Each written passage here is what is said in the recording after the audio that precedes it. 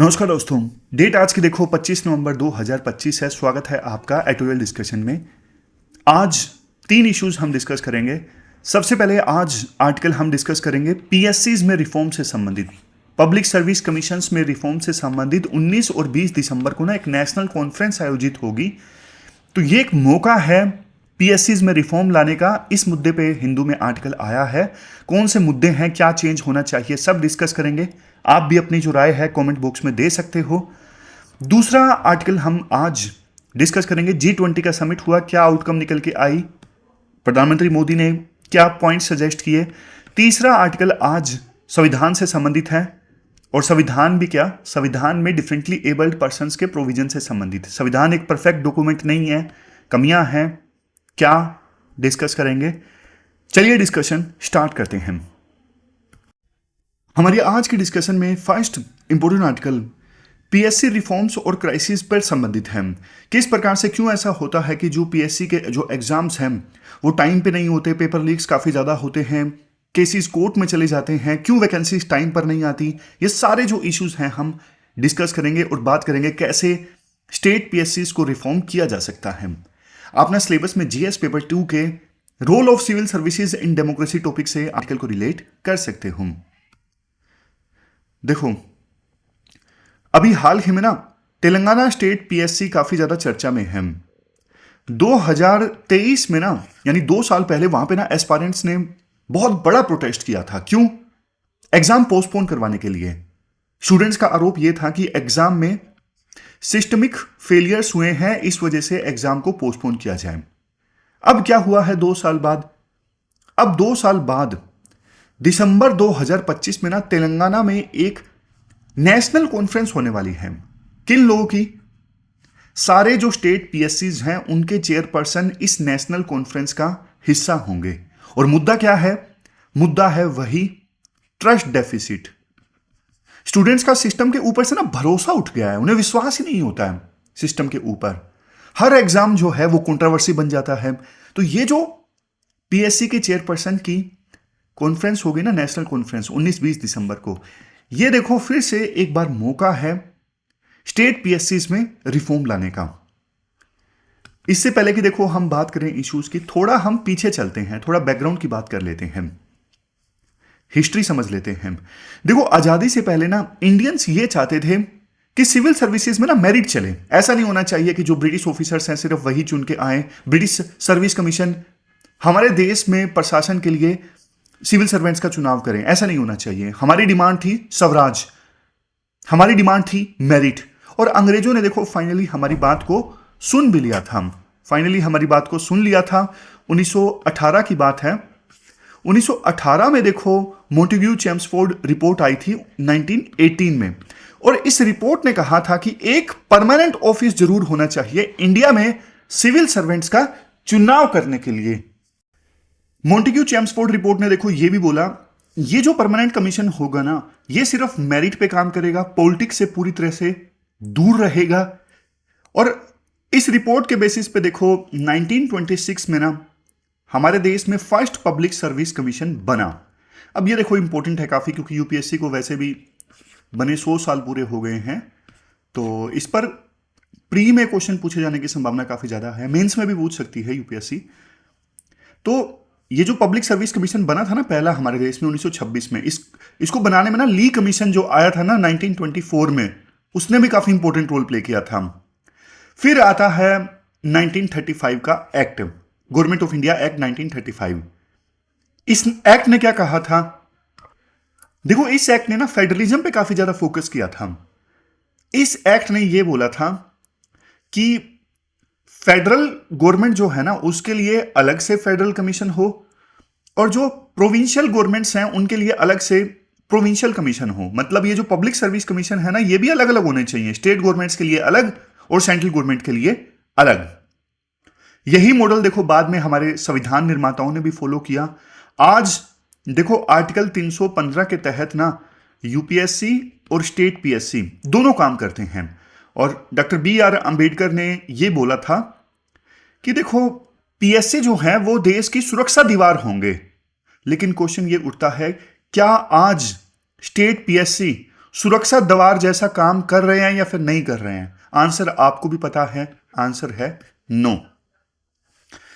और अभी अगर देखो स्ट्रक्चर कंपेयर करें ना, यूपीएससी और स्टेट पीएससी जो हैं, जैसे Madhya Pradesh public service commission, Haryana public service commission, दोनों के स्ट्रक्चर को कंपेयर करें, बड़े भाई छोटे भाई के स्ट्रक्चर को अगर कंपेयर करें, देखो यूपीएससी का जो माहौल है ना, थोड़ा तो पॉलिटिकली स्टेराइल है। पॉलिटिकल स्टेराइल मतलब यूपीएससी में ना पॉलिटिक्स की दखलंदाजी बहुत कम है, ना के बराबर है।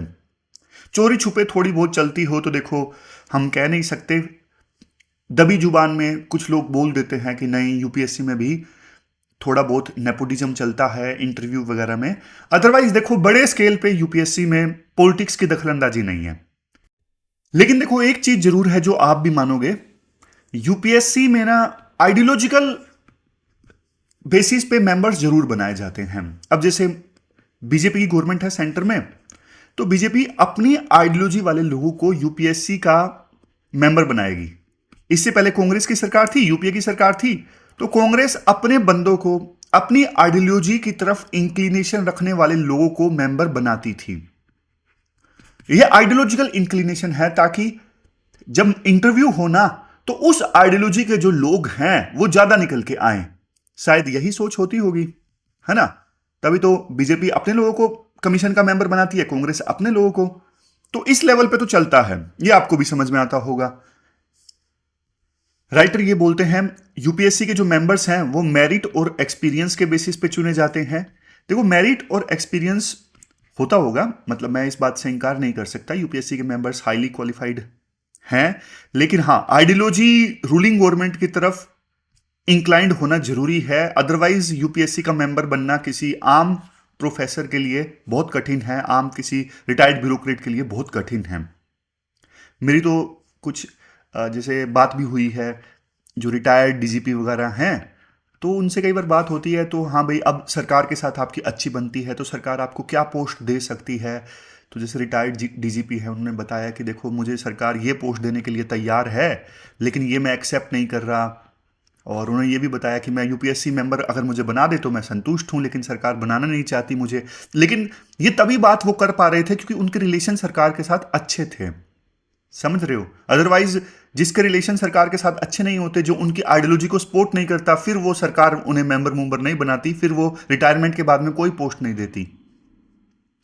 और यूपीएससी मेंबर बनने के लिए ना संविधान में कोई फिक्स क्वालिफिकेशन लिखा नहीं गया है। देश के हर जोन से मेंबर लेने की सरकार कोशिश करती है कि एक साउथ से आ जाए, एक नॉर्थ से आ जाए, वेस्ट से आ जाए, ईस्ट से आ जाए। मतलब ऐसा ना लगे कि सिर्फ नॉर्थ इंडिया से ही सारे यूपीएससी के मेंबर्स हैं। कोशिश करती है कि सरकार हर जोन से मेंबर आ जाए।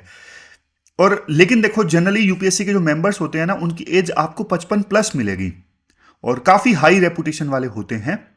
लेकिन दूसरी तरफ स्टेट पीएससी की बात करें, यहां पे माहौल देखो बहुत ज्यादा पॉलिटिकली लिंक्ड होता है। मतलब स्टेट पब्लिक सर्विस कमीशंस के अंदर तक राजनीति आपको घुसी हुई मिलती है। यहां पे चलता है स्पोइल सिस्टम। स्पोइल सिस्टम मतलब जैसे ही स्पोइल सिस्टम में क्या होता है, जो पार्टी पावर में आती है ना, वो अपने वफादारों को जॉब दे देती है।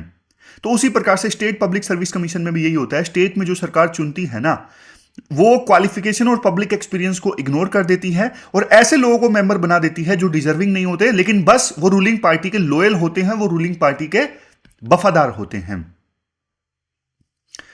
मतलब देखो सही बताऊं तो ना, वफादार तो यूपीएससी में भी होते हैं, लेकिन वो कम से कम एक्सपीरियंस्ड और क्वालिफाइंग होते हैं, वो पॉलिटिक्स से दूर होते हैं।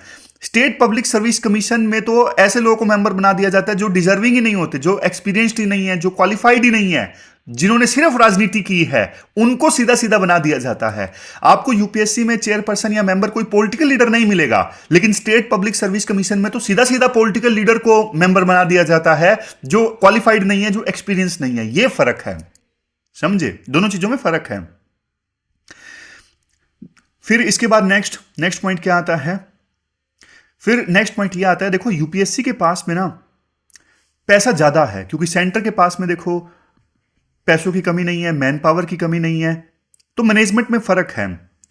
उन्होंने ना 1985 में, सेंट्रल गवर्नमेंट ने 1985 में एक मिनिस्ट्री बनाई, मिनिस्ट्री ऑफ पर्सनल।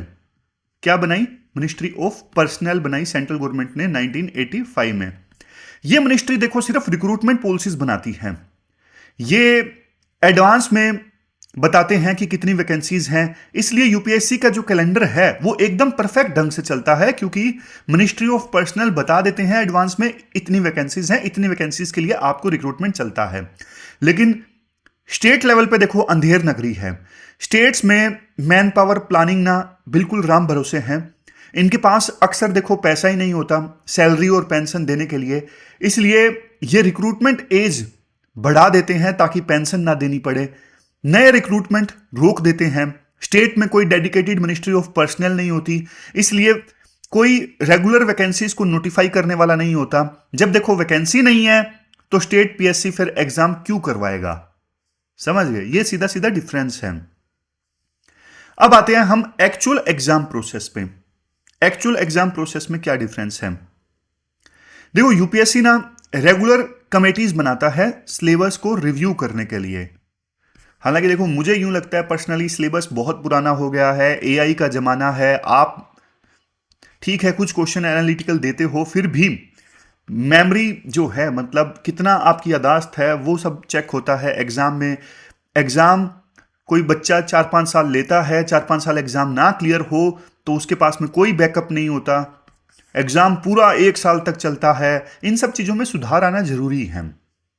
चलो ये तो मैंने अपने मन की भड़ास निकाल ली, क्योंकि देखो मुझे तो एग्जाम देने नहीं है अभी, लेकिन मैं दिन रात बच्चों से मिलता हूं तो मुझे लगता है ये रिफॉर्म आने बहुत जरूरी है। यूपीएससी में एक स्किल ऐड होनी चाहिए कि हाँ बेहतरीन स्किल अगर यूपीएससी ना भी क्लियर हो तो उस स्किल के बेसिस पे कैंडिडेट की बढ़िया जॉब लग जाए।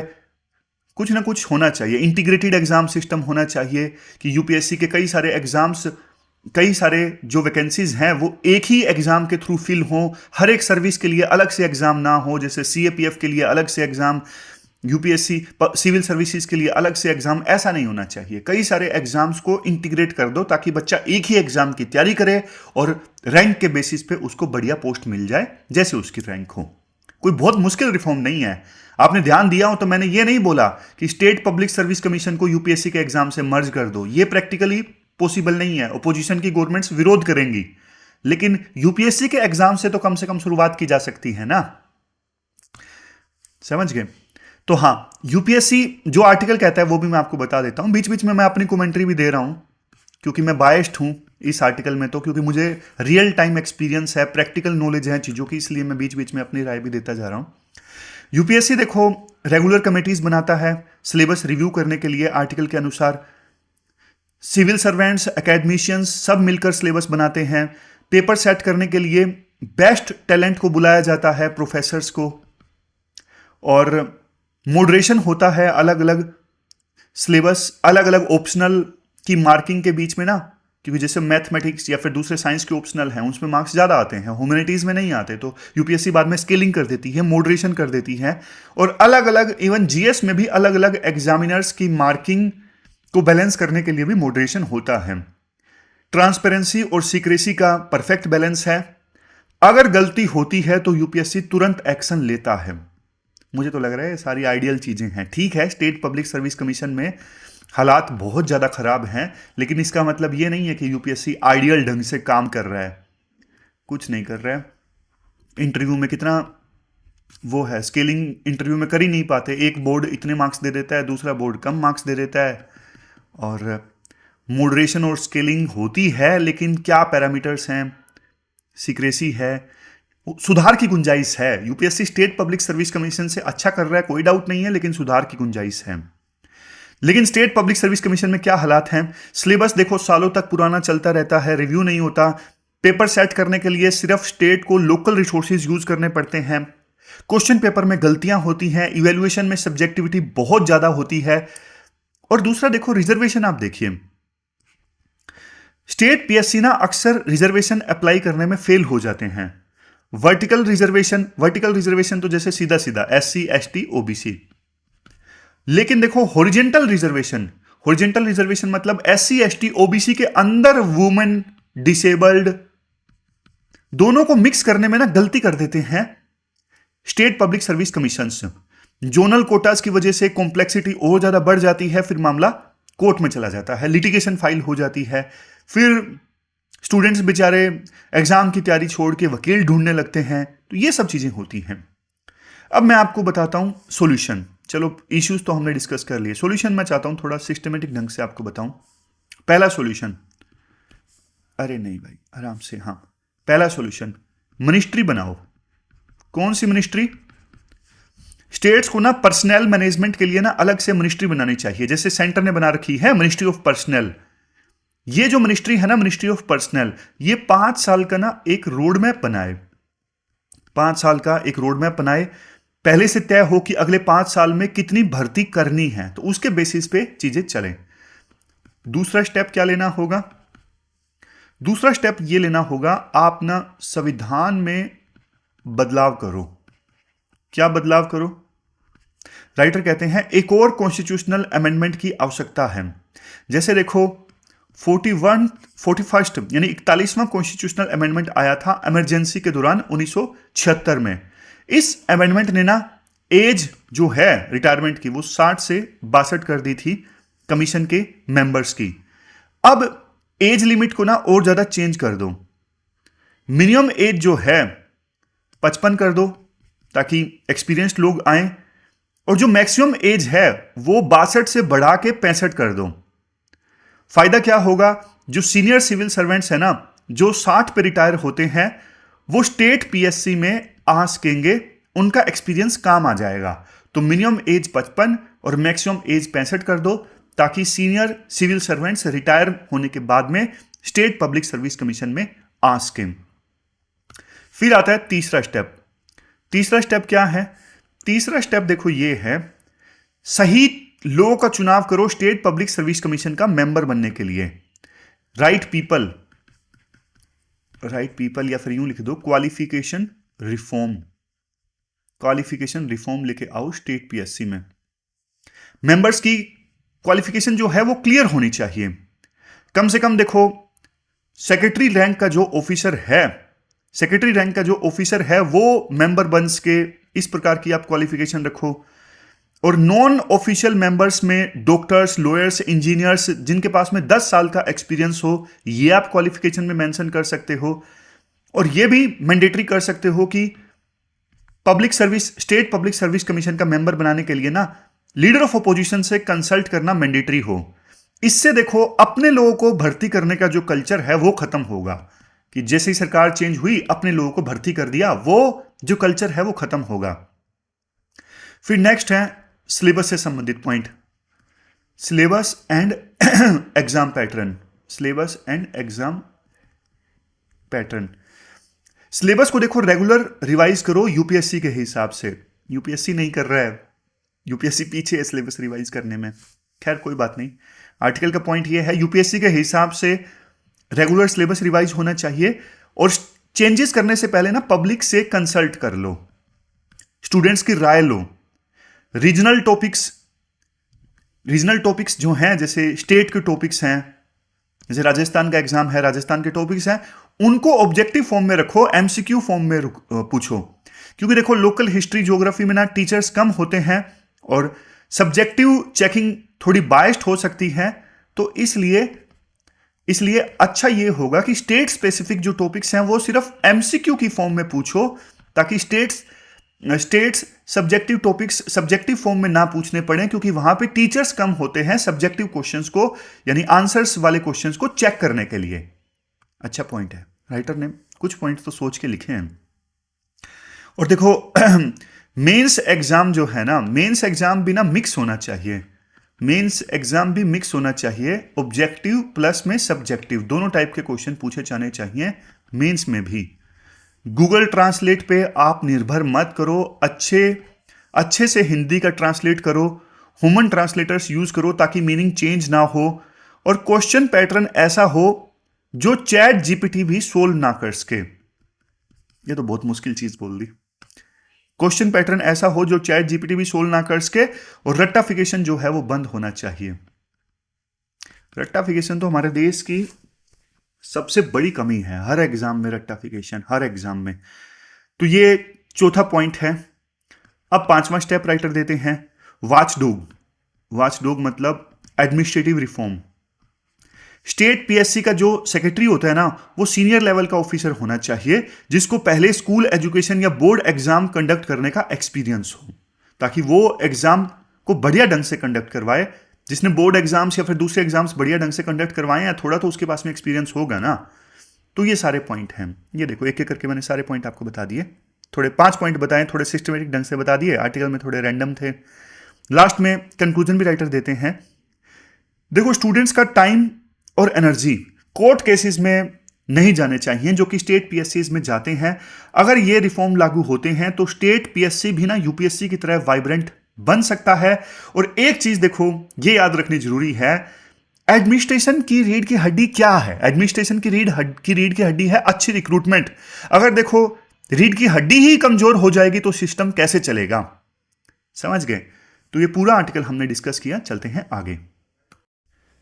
इसके बाद नेक्स्ट आर्टिकल देखो, G20 समिट और G20 समिट की आउटकम के बारे में है। आप सिलेबस में जीएस पेपर सेकंड के इस टॉपिक से आर्टिकल को रिलेट कर सकते हो।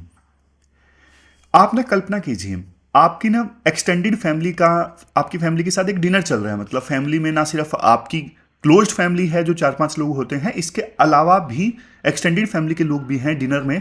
लेकिन उस डिनर में ना जो सबसे बड़ा, सबसे सीनियर, सबसे अमीर, सबसे ज्यादा आवाज में वेटेज रखने वाला जो इंसान है वो डिनर में नहीं आया। तो क्यों नहीं आया? क्योंकि वो होस्ट से नाराज है, जानबूझ के इस वजह से नहीं आया। तो कैसा लगेगा? G20 समिट में भी वैसा ही हुआ है। डिटेल से हम जानेंगे अभी, लेकिन सबसे पहले बेसिक्स क्लियर करते हैं। इस साल का जो G20 समिट है वो कहां पे हुआ? वो साउथ अफ्रीका के शहर जोहान्सबर्ग में हुआ। और ये हिस्ट्री में देखो पहली बार हुआ है कि G20 का समिट साउथ अफ्रीका में हुआ। इवन अफ्रीका की धरती पर भी पहला ये G20 समिट है। आपको 2023 का साल याद होगा, इंडिया ने अफ्रीकन यूनियन को 2023 में मेंबर बनाया था G20 का। इंडिया ने इसलिए बोल रहा हूं क्योंकि 2023 का जो समिट है वो इंडिया में हुआ था। तो अब अफ्रीका की जो आवाज है वो और ज्यादा स्ट्रांग हो गई है G20 समिट में। और इस समिट का जो मूड था, इस बार जो G20 का समिट हुआ ना साउथ अफ्रीका में, इस बार जो G20 समिट का मूड था वो ग्लोबल साउथ वाला था। ग्लोबल साउथ मतलब डेवलपिंग नेशंस। अब जो ये ग्लोबल साउथ वाले देश हैं यानी डेवलपिंग नेशंस हैं, इनकी जो प्रॉब्लम्स हैं वो अलग हैं। तो G20 के समिट में जो डिक्लेरेशन निकल के आया, उस डिक्लेरेशन में डेवलपिंग नेशंस यानी ग्लोबल साउथ के हालत की, उनके दर्द की झलक देखने को मिली। मतलब जो डिक्लेरेशन निकल के आया ना G20 का, उसमें कॉन्फ्लिक्ट्स, इनइक्वालिटी और इकोनॉमिक अनसर्टेनिटी, इन इश्यूज पे फोकस किया गया। और यहां देखो एक ना अफ्रीकन कंसेप्ट है, उस कंसेप्ट का नाम क्या है? उबंतू। उबुंतू, ये देखो ये टाइटल में ही है, मिसिंग उबुंतू। ये अफ्रीकन कंसेप्ट है उबुंतू। उबुंतू का मतलब समझो आप, इसका मतलब है I am because we are. मतलब मैं हूं क्योंकि हम हैं, हम सब इंटरकनेक्टेड हैं। अगर आप लोग ही नहीं हैं तो फिर मैं भी नहीं हूं। समझ गए? फिर से बोलता हूं, उबुंतू का मतलब है I am because we are, मतलब हम सब इंटरकनेक्टेड हैं। लेकिन आप ना सबसे बड़ी आयरनी देखो, दुनिया इंटरकनेक्टेड होने की बात कर रही है और दुनिया का सबसे बड़ी जो पावर है आज के समय में यूएसए, वो गायब है। यूएसए के राष्ट्रपति ट्रंप ने हिस्सा नहीं लिया इस समिट में। और इस समिट में देखो एक खास बात, जब भी देखो वार की बात होती है ना, सिर्फ यूक्रेन की बात होती है, तो इस समिट ने ना वार पर चुप्पी नहीं साधी। समिट में यह बोला गया कि हमें जस्ट पीस चाहिए, just comprehensive and lasting peace. Summit में सूडान की बात हुई, डेमोक्रेटिक रिपब्लिक ऑफ कोंगो की बात हुई, पैलेस्टीन की भी बात हुई, यूएन चार्टर को याद किया गया। अब यहां पे देखो एक चीज आप ध्यान देना, जो वेस्टर्न मीडिया है ना वो सिर्फ यूक्रेन कवर करता है। Western media Sudan, democratic republic of Congo, इन सब कॉन्फ्लिक्ट्स को जगह ही नहीं देता। लेकिन G20 ने ना अफ्रीकन कॉन्फ्लिक्ट्स को भी हाईलाइट किया। तो ये देखो ग्लोबल साउथ की ना ताकत है। अब इसके बाद आते हैं इंडिया के रोल पर। प्रधानमंत्री मोदी ने इंडिया को G20 समिट में लीड किया और उन्होंने देखो अफ्रीका के लिए ना 6 स्पेसिफिक इनिशिएटिव्स सजेस्ट किए। अब ये इंपॉर्टेंट है, साइड में देखो ये जो आप इन्फोग्राफिक देख रहे हो ना, इसमें नीचे ये 6 इनिशिएटिव्स लिखे हुए हैं। मैं आपको एक एक करके बता भी देता हूं। जैसे सबसे पहले है ट्रेडिशनल नॉलेज रिपोजिटरी। ये ट्रेडिशनल नॉलेज रिपोजिटरी, देखो हमारा आयुर्वेद, हमारा योग, ट्राइबल नॉलेज, इसे देखो डिजिटल लाइब्रेरी में रखा जाए और पूरी दुनिया इससे सीखे, खास करके अफ्रीका। फिर दूसरा है G20 Africa skills multiplier initiative. G20 Africa skills multiplier initiative, देखो अफ्रीका में भी ना इंडिया की तरह यूथ पॉपुलेशन काफी ज्यादा है, लेकिन स्किल्स की कमी है। तो इंडिया ने प्रपोज किया कि हम ना 1 मिलियन अफ्रीकन्स को ट्रेन करेंगे। तो ये देखो सॉफ्ट पावर डिप्लोमेसी का बेस्ट एग्जाम्पल है। मेरे मन में आ रहा है यार, हमारे देश में तो पहले ट्रेन कर लो अच्छे से, ठीक है, लेकिन कोशिश तो देखो चल रही है। थोड़ी और चीजें फास्ट चलनी चाहिए, अच्छे से चलनी चाहिए। तीसरा पॉइंट है global health care response team. Global health care response team, देखो कोविड-19 ने ना हमें सबको, पूरी दुनिया को जबरदस्त सबक सिखाया। अब फ्यूचर महामारी के लिए ना एक इमरजेंसी टीम होनी चाहिए। जैसे हमारे देश में डिजास्टर के लिए एनडीआरएफ है, उसी प्रकार से पूरी दुनिया में इमरजेंसी से निपटने के लिए एक इमरजेंसी टीम होनी चाहिए। फिर नेक्स्ट है countering the drug terror nexus. यहां पे ये देखो initiative on countering on drug terror nexus. Drugs का पैसा देखो टेररिज्म में लगता है, तो इसे रोकने के लिए एक बढ़िया ग्लोबल इनिशिएटिव चलाया जाए। और ये देखो इंडिया की भी इंटरनल सिक्योरिटी के लिए बहुत ज़्यादा जरूरी है, क्योंकि हमारे देश में भी ड्रग का पैसा बहुत ज़्यादा लगता है, नॉर्थ ईस्ट में भी, कश्मीर में भी। Next open satellite data partnership. Open satellite data partnership मतलब स्पेस टेक्नोलॉजी फॉर ह्यूमैनिटी, जैसे एग्रीकल्चर है, फिशिंग है, डिजास्टर मैनेजमेंट है, इन सब के लिए सैटेलाइट डेटा को यूज किया जाए और वो ओपन होना चाहिए, अलग अलग देश उस डेटा को यूज कर सकें। तो इंडिया ने बोला कि हमारा जो इसरो है वो अपना डेटा शेयर करेगा दूसरे देशों की भलाई के लिए, ताकि दूसरे देश अपने एग्रीकल्चर के लिए, फिशिंग के लिए और डिजास्टर मैनेजमेंट के लिए वो डेटा यूज कर सकें। फिर लास्ट है G20 क्रिटिकल मिनरल्स इनिशिएटिव। आप बेसिक समझो, क्रिटिकल मिनरल्स जैसे लिथियम, कोबाल्ट, निकल, ये बैटरीज के लिए चाहिए। अभी देखो चाइना का डोमिनेंस है इन क्रिटिकल मिनरल्स की सप्लाई में, तो इनिशिएटिव होना चाहिए इनकी सर्कुलरिटी पे। सर्कुलरिटी मतलब इनकी रिसाइकलिंग पे और रीयूज पे, ताकि डिपेंडेंसी क्रिटिकल मिनरल्स की दूसरे देशों के ऊपर कम से कम हो। क्रिटिकल मिनरल्स का रीयूज अच्छे से होना चाहिए, इनका रिसाइकल अच्छे से होना चाहिए, तो इनकी सर्कुलरिटी पे फोकस होना चाहिए। ये है छठा इनिशिएटिव। तो ये 6 इनिशिएटिव्स प्रधानमंत्री मोदी ने प्रपोज किए, तो ये आप लिख सकते हो। फिर देखो इसके बाद लास्ट में राइटर ये बोलते हैं, तो वो सब कुछ अच्छा भी नहीं था, इंडिया थोड़ा निराश भी हुआ। क्यों? क्योंकि टेररिज्म के मुद्दे पे 2023 में जब ये G20 का समिट इंडिया में हुआ था ना, तो टेररिज्म के बारे में जो लैंग्वेज थी काफी स्ट्रोंग थी डिक्लेरेशन में, लेकिन इस बार जोहान्सबर्ग में डिक्लेरेशन में टेररिज्म के ऊपर जो लैंग्वेज है वो हल्की थी। जबकि रिसेंट टाइम्स में देखो काफी अटैक्स हुए हैं, जैसे दिल्ली में बम ब्लास्ट हुआ, टेरर अटैक था, पहलगाम में टेरर अटैक हुआ।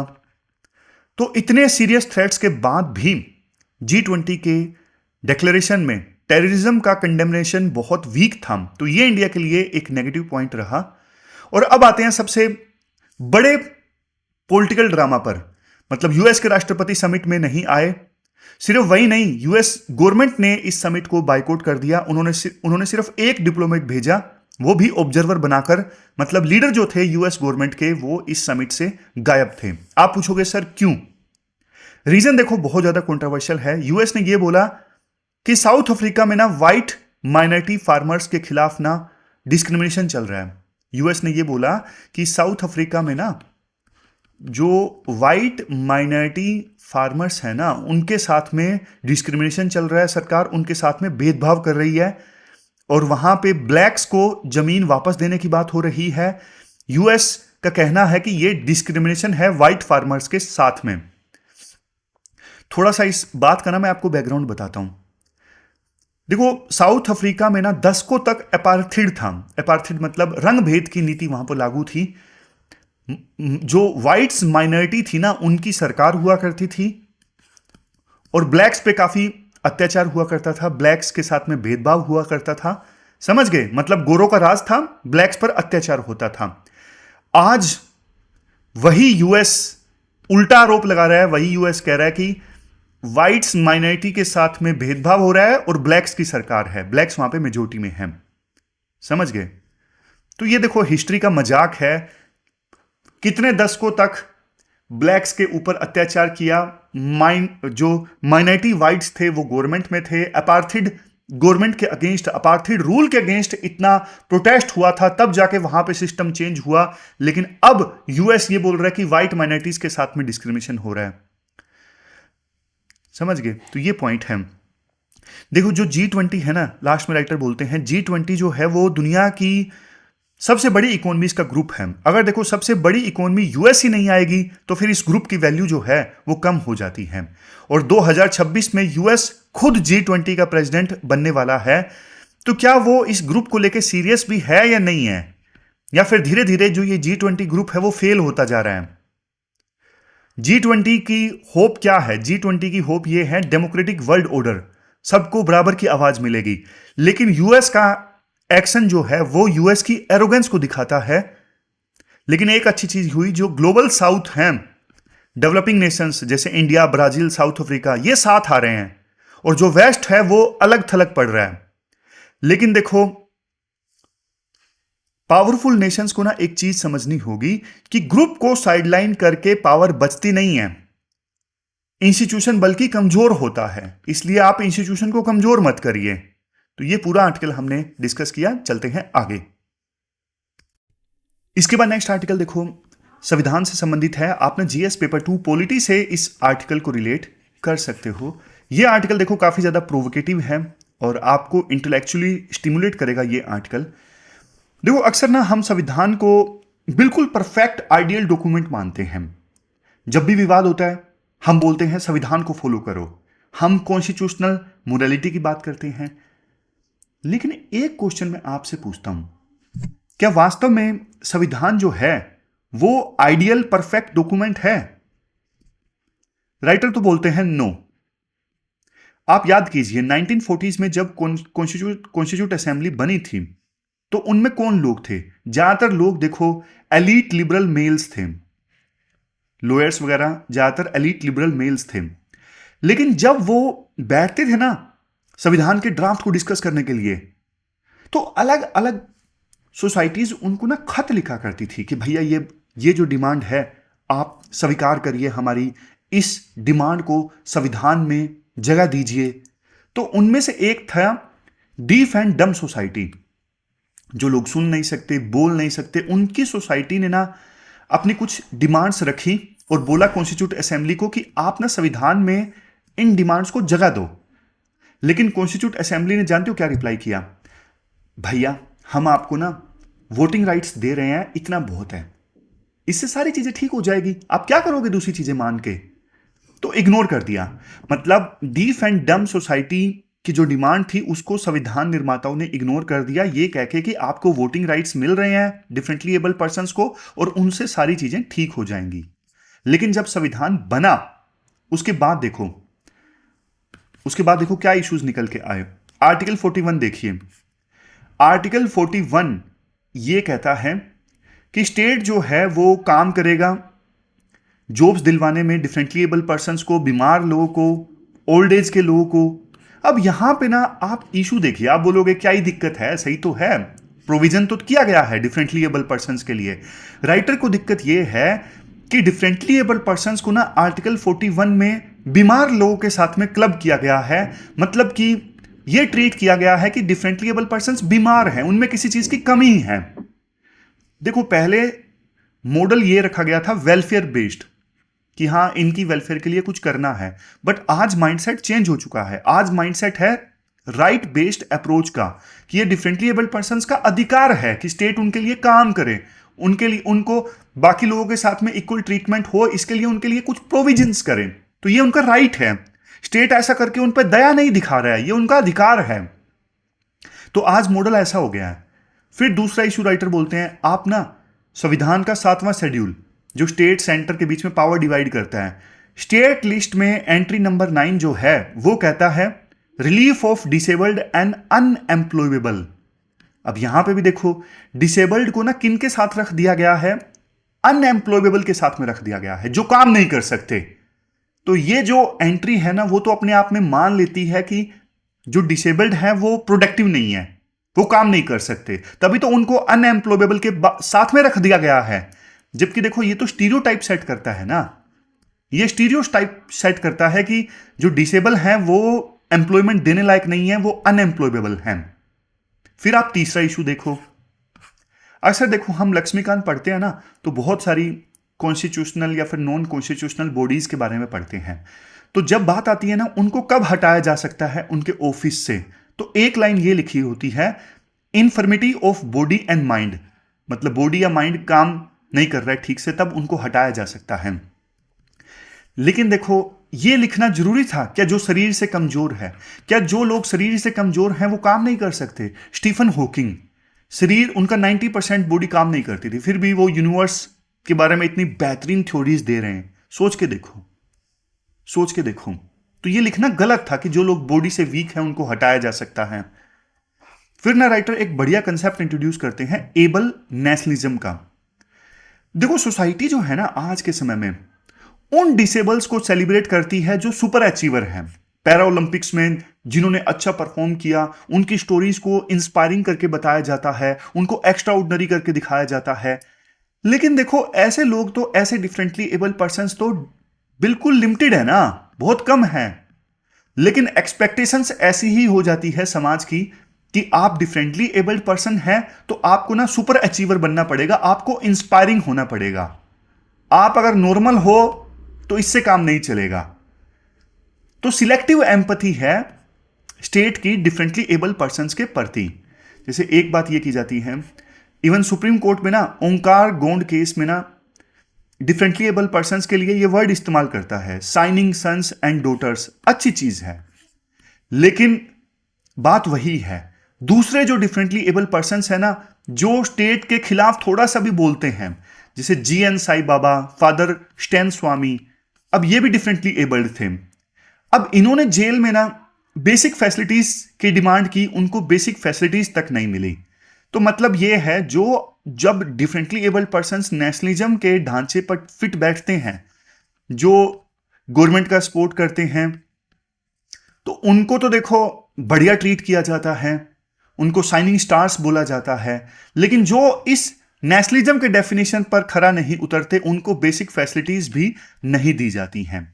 तो एबल नेशनलिज्म का कंसेप्ट है यहां पे कि अगर आप सरकार द्वारा बनाए गए नेशनलिज्म के कंसेप्ट पे ठीक बैठ रहे हो तो आपको सेलिब्रेट किया जाएगा, लेकिन थोड़ा सा भी सरकार को चैलेंज किया तो फिर बेसिक फैसिलिटीज तक नहीं दी जाएंगी।